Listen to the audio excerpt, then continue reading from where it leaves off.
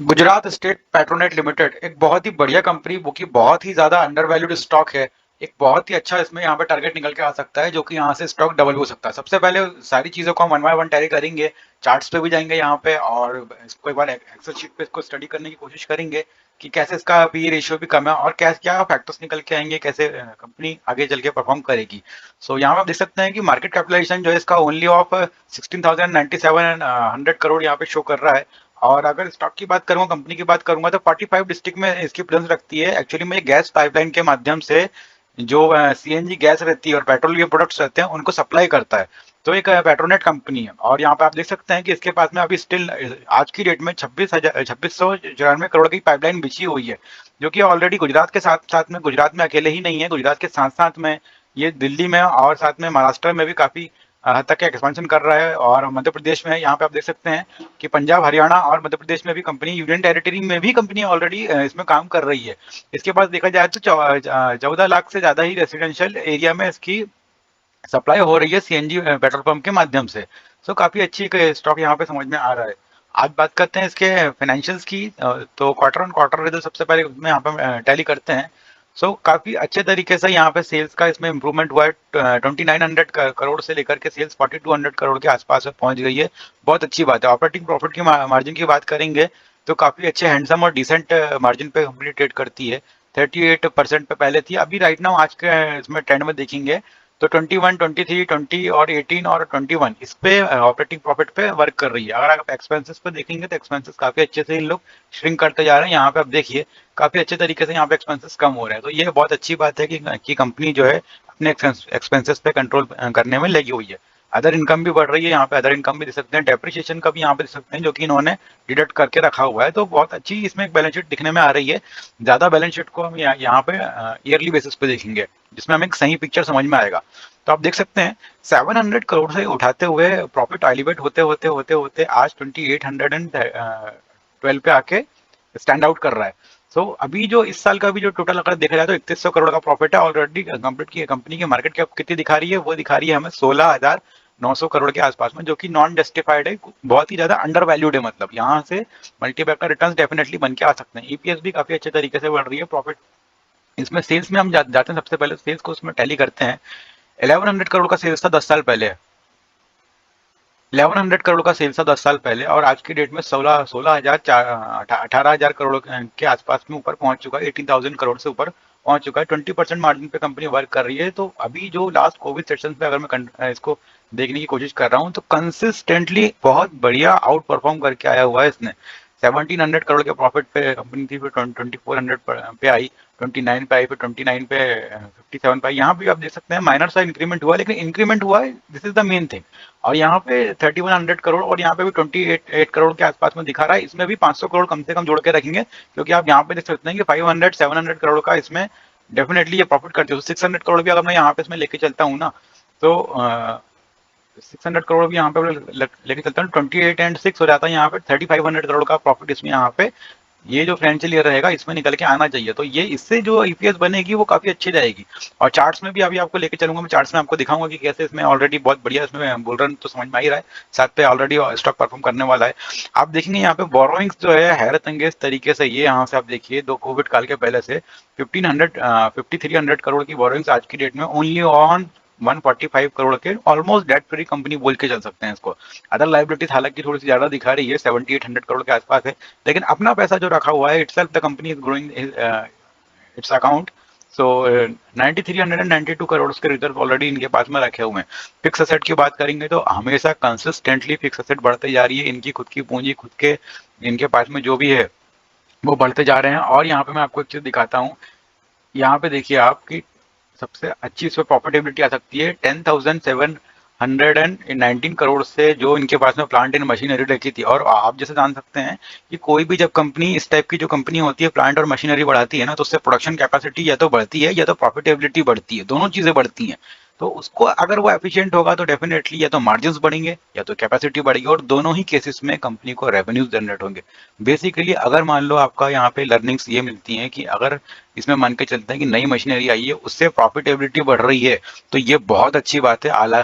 आगे सेल्स बढ़े अथवा ना बढ़े, जब प्रॉफिटेबिलिटी बढ़ेगी ना, तो ये यहाँ पे जो आपको प्रॉफिट दिख के आ रहे हैं ना, ये 3500 के, और ये जो यहाँ पे जो हमें मार्जिन मिल रहे हैं 21% के, इसके ब्याज पे जो पैसा जनरेट हो रहा है, जो रेवेन्यूज जनरेट हो रहे हैं, सीधे सीधे ये बढ़ जाएंगे। तो आज जो 590 का दिखा रहा है ना, ये 650 या फिर 640, तो ये काफी अच्छे तरीके से अगर ईयरली बेसिस पर लेंगे तो 100 करोड़ के प्रॉफिट यहाँ पे इंक्रीज होके आएंगे, वो भी सिर्फ और सिर्फ प्लांट की कैपेसिटी बढ़ाने से। सो इस चीज को समझना यहाँ पे जरूरी है। तो 12,558 करोड़ का ये जो यहाँ पे दिखा रहा है ना, ये बहुत अच्छी चीज है। इससे समझ में आ रहा है कि प्लांट एंड मशीनरी बढ़ रही है, तो बहुत अच्छी, क्योंकि जमीन का बढ़ना उतना ज्यादा वो नहीं है। जमीन तो चलो ठीक है, वन टाइम इन्वेस्टमेंट है। वैसे प्लांट और मशीनरी में जब यहाँ पे जब फिगर्स बढ़ते हैं, तो उससे सीधे सीधे समझ में आता है कि कंपनी प्रॉफिटेबिलिटी के ऊपर काम करना चाह रही है, और डेफिनेटली भविष्य में प्रॉफिटेबिलिटी आएगी। और सेकंड चीज यहाँ पे CW capital work in progress को आप देखिए कि यहाँ से अभी इस साल 1700 करोड़ रुपए इन्होंने 1700 करोड़ रुपए इन्होंने लगाए हैं। इसका डेफिनेटली बहुत ही बड़ा आउटकम निकल के आएगा, जो कि हमें 24 और 23 के एंड ऑफ द जो अभी जो इसमें लास्ट क्वार्टर का रिजल्ट्स आएंगे, मार्च के फाइनेंशियल ईयर आएंगे, उसमें डेफिनेटली ये चीजें रिफ्लेक्ट होते हुए दिखेगी हमें, बिल्कुल साफ पारदर्शी तरीके से दिखेगी, बिल्कुल क्लियर, क्रिस्टल क्लियर तरीके से। तो इसमें भी आगे इसको ऑलरेडी ये प्रॉफिट टेबलिटी में तो है ही, साथ में ही आगे प्रॉफिट आएगा और स्टॉक डेफिनेटली ऊपर जाएगा। साथ में यहाँ पे अदर असेट देखते हैं। अदर असेट भी यहाँ पे ज्यादा सोचने की जरूरत नहीं है। अदर असेट काफी अच्छी तरीके से बढ़ा है, जो कि ऑलरेडी प्रोग्रेसिव स्टेज में दिखा रहा है। 19 से आप कोविड कॉल को मैं बहुत ज्यादा कंसिडर करके चलता हूँ अपनी बैलेंस शीट में, क्योंकि वो जो एक समय था ना, वो समय एक ऐसा समय था जिसमें पूरी दुनिया ही होपलेस सिचुएशन में आ चुकी थी। ऑलमोस्ट सब कुछ वहां पे खत्म हो चुका था। तो उस समय को जिसने संभाल के रखा, और उस समय में जिसने अगर उसके कंपैरेटिवली अगर जो परफॉर्मेंस निकल के आती है ना, इसका मतलब यह है कि आगे ग्रोथ ही ग्रोथ है। क्योंकि ऐसे बुरे समय में भी जिस कंपनी ने अपने आप को बचा के रखा और अच्छा परफॉर्म करा, तो ऐसी कंपनी डेफिनेटली आगे जैसे ही समय अच्छे से अच्छा होते जाएगा, या फिर समय अगर कांस्टेंट स्टेबल भी रहता है ना, तो ये कंपनियां डेफिनेटली प्रोग्रेस करने वाली हैं और आउटस्टैंड हो के आएगी। आगे चलते हैं हम इसमें इन्वेस्टर्स में। कैश फ्लो काफी अच्छा है। आप यहाँ पे कैश फ्लो देखिए, कैश फ्लो भी यहाँ पे 720 करोड़ का दिखा रहा है, जो कि काफी अच्छी चीज है। आगे यहाँ पे इन्वेस्टर्स में हम यहाँ पे चेक करेंगे, और यहाँ पे बहुत अच्छी चीज है, ये देखिए प्रोमोटर के पास में कितना अभी आज की डेट में 37% यहाँ पे इनके पास में रखा हुआ है। एफ बहुत अच्छे तरीके से इसमें होल्डिंग बढ़ाते जा रहे हैं। यहाँ पे 16% का एफ का होल्डिंग है। गवर्नमेंट की होल्डिंग भी काफी अच्छी है। डीआईएस को यहाँ पे सबसे अच्छे तरीके से आप देखिए, डीआई जो कि पहले कम हो चुकी थी, लास्ट 21 से देखते हैं, क्योंकि मैं ईयर ऑन ईयर पे आपको दिखा रहा हूँ, 21 से यहाँ पे देख के चल रहे हैं। तो 21 से 19 से लेकर के 25% आज की डेट में डीआई, मतलब जो स्मॉल कैप फंड्स है ना, यहाँ पे आप देखने की कोशिश करना, समझना, यहाँ पे जितने भी स्मॉल कैप फंड है उनको पूरा यकीन है। ये देखिए पूरे फंड हाउसेस में इसके अंदर में डिलीवरी लेके बैठे हुए हैं। जितने भी फंड हाउसेस हैं उनको पूरा पूरा लगता है कि स्टॉक ऊपर जाएगा। It means they have a perfect conviction. Conviction से मार्केट चलता है, ना कि किसी बहुत ज्यादा बातें करने से। तो उन्हें पूरा पूरा यकीन। यहाँ पे ग्लोबल फंड को देखिए, यहाँ पे सभी ने इसमें ऑलमोस्ट। और एक चीज और मैं यहाँ पे आपको बताना चाहूंगा लर्निंग्स के लिए। मैं सबसे पहले यहाँ पे बीएसई इंडिया में जाऊंगा, बीएसई इंडिया में, और वहां पे चेक करेंगे कि एक्चुअल में कितने म्यूचुअल फंड्स इसके अंदर में एंटर कर चुके हैं। तो जीएसपीएल में यहाँ पे टाइप करूंगा, जीएसपीएल गुजरात स्टेट पेट्रोल, और मैं यहाँ पे आपको सिखा भी दे रहा हूँ कि कैसे चीज को चेक करना है। यहाँ पे सबसे पहले मैं शेयर होल्डिंग पैटर्न को सर्च करूंगा। यहाँ पे देखिए फाइनेंशियल्स के अंदर में शेयर होल्डिंग पैटर्न, और ये जो एक यहाँ पे ये जो थर्ड वाला सेकंड ऑप्शन देखिए, यहाँ पे ये देखिए 22 म्यूचुअल फंड इसके अंदर में लगे हुए हैं टोटल आज की डेट में। इतनी इक्विटी म्यूचुअल फंड वालों के पास में रखी हुई है। ये जो इक्विटी है ये टोटल म्यूचुअल फंड के पास में रखी है, और यहाँ पे इतने म्यूचुअल फंड लगे हुए हैं। और उसके अलावा में इनकी तो यहाँ पे काउंटिंग ही नहीं हो रही है। ठीक है, तो ये जैसे ग्लोबल फंड है और इमर्जिंग इक्विटी फंड है, तो इनकी यहाँ पे काउंटिंग नहीं हुई है, क्योंकि वो वाले फंड अलग है। यहाँ पे जैसे नर्मदा वैली के पास में भी, तो ये फंड हाउसेस तो नहीं है, लेकिन इनके पास में भी इसकी इक्विटी और अच्छी खासी दे इक्विटी रखी हुई है। 1% की यहाँ पे ये लोग कैरी करके बैठे हैं। तो यही चीज मैं आपको यहाँ पे इसलिए दिखा रहा हूँ, क्योंकि ये चीज यहाँ पे क्लियरली समझ में नहीं आ रही है। 16% का दिखा रहा है, 16% है किसके पास में? यहाँ पे जो प्रोमोटर के पास में तो दिखा रहा है, लेकिन जो डीआई जो दिखा रही है 9 है, 3 है, और 1 है।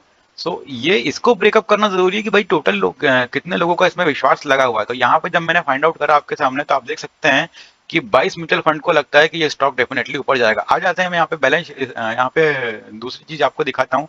पब्लिक में भी आप देखेंगे तो काफी ये 19% तो दिखा रहा है ना आपको कंसिस्टेंटली। इसमें 6.75 तो गुजरात एमिरेट्स के पास में, यहाँ पे और नर्मदा के पास में आप देख सकते हैं, नर्मदा वैली के पास में, गुजरात इंडस्ट्रियल डेवलपमेंट कॉर्पोरेशन के पास में भी, जेएमआईडीसी जिसको बोलते हैं उसके पास में भी इसके स्टॉक्स रखे हुए हैं। तो ऑलरेडी यहाँ पे जो 19% दिखा रहा है, ये 19% तो है ही नहीं, क्योंकि 6, 7, 8 एंड हाफ ये हो गया 6, 7, 8, 9 और 9.5% के आसपास में तो ऑलरेडी इसमें बुकिंग चल रही है, बुक होके रखा हुआ है। तो 10% ही इक्विटी पब्लिक के पास में, ऐसे समय में स्टॉक में जाने में बहुत ज्यादा फायदा है। किसी भी दिन कभी भी ये 1 बाय 1 करके स्टॉक को हफ्ते 2 हफ्ते में ऊपर खींच लेंगे और डेफिनेटली स्टॉक एक बहुत बड़े लेवल पे आ सकता है। एक बार यहाँ पे आपको दिखाना जरूरी है, इसको भी मैंने आपके सामने करके दिखाता हूँ। अगर मैं इसके पीयर कंपैरिजन में जाता हूँ तो जब आप अडानी गैस को देखते हैं तो वो तो बहुत ही ज्यादा वैल्यूएशन पे ट्रेड कर रहा है। हम यहाँ पे पेट्रोनेट कंपनी और इसको सेबी से कंपेयर करते हैं। अगर मैं सबका मार्केट कैप देखता हूँ, ये मैंने लाइन से सबकी मार्केट कैप को यहाँ पे लिख के रखा हुआ है, या साथ में रिजर्व को लिख के रखा हुआ है। तो अडानी के पास में 3100 करोड़ का रिजर्व है, गेल के पास में 66,000 का रिजर्व है, 14,000 का रिजर्व पेट्रोनेट के पास में। ऐसे करके 6 नंबर पे ये जो कंपनी आ रही है हमारी गुजरात स्टेट पेट्रो, इनके पास में जो रिजर्व रखे हुए हैं, सॉरी ये हाँ रिजर्व रखा है वो 9300 करोड़ का है। अगर आप लोन की बात करें ना, तो यहाँ पे बहुत अच्छे से चीज को समझ के चलना। मैंने यहाँ पे पॉइंट आउट करके रखा कि इनके पास, गेल के पास बहुत ज्यादा लोन है, इसके पास भी बहुत ज्यादा लोन है, लेकिन जो गुजरात स्पेस है, इस गुजरात स्टेट पेट्रोल है, इसके पास में केवल और केवल 145 करोड़ का लोन है। तो ये अगर आप नेट नेट भी देखते हैं ना, इसमें से इसको माइनस करते हैं कि तुम्हारे पास रिजर्व इतना और डेट इतना है, तो आप जब इसको देख के चलते हैं, नेट नेट इसके पास में 9247 करोड़ का इसमें नेट कैश अवेलेबल है। अगर आप इसको कंपेयर इसमें डिवाइड करके देखते हैं ना कि भाई अगर आपके पास में नेट कैश 1700 करोड़ है, तो आपकी मार्केट कैप कितनी है? 1,15,000 करोड़ है। अगर इनके पास में 48,000 करोड़ का मार्केट कैप है, तो इनके पास में 92 का है। तो मतलब 1.92% के हिसाब से देखेंगे, तो उस हिसाब में अगर आप ये यहाँ पे देखिए कि ओनली 1.17 करोड़ का के टाइम्स में ही इसका मार्केट कैप है। अगर इसके पास में लेटेस्ट से 9200 करोड़ का नेट कैश है, तो तकरीबन तकरीबन 3 और 4 के पास में तो उसके होना ही चाहिए। ठीक है, इसके ऊपर तो होना ही चाहिए इसको। तो अगर 4 भी लेके चलते हैं ना, सो 94 का ये 4 इंटू 9400,